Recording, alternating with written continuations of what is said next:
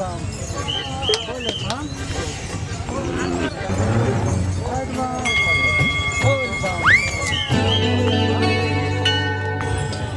भैया काहे उदास वाला हो? का कोही रे देखना बड़ी लाइन लागल बा। लाइन लगल बा तो दा ना तू है भिरिया में दल दढ़ा दो। उजा जल चढ़ता कि भांग चढ़ता?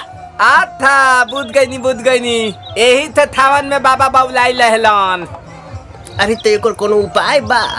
बानू इनता ते दो थल दली पियावे ते परी। का रे? अब थू ना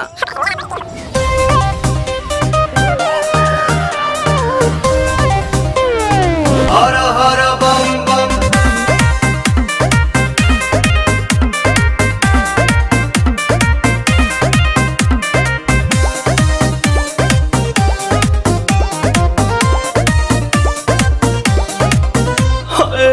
टेंशन में रहतानी काहे भोले दानी अभांगा जा छोड़ दी साफा लइकन के कहल मानी ताजा ताजा लाइल बानी अखिया खोली देख ली ना पीली पुदीना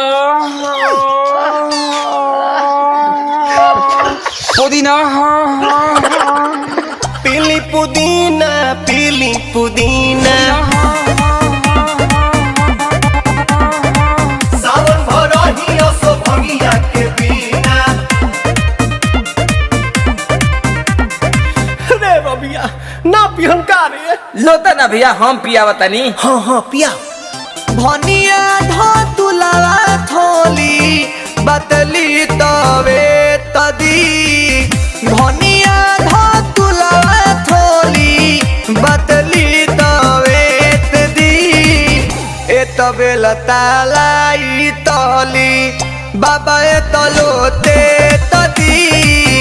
ए तबे लतालाई तली बेलूरा ताता तली जानतानी बाबा रउआ भंगिया के बिना काम न चलेला एको दिन राम। तनी का ख्याल करी सेवा के अपन हो चढ़ल बाटे सावन के महीना राम। रुको भौजी ये लोग के समझावतानी।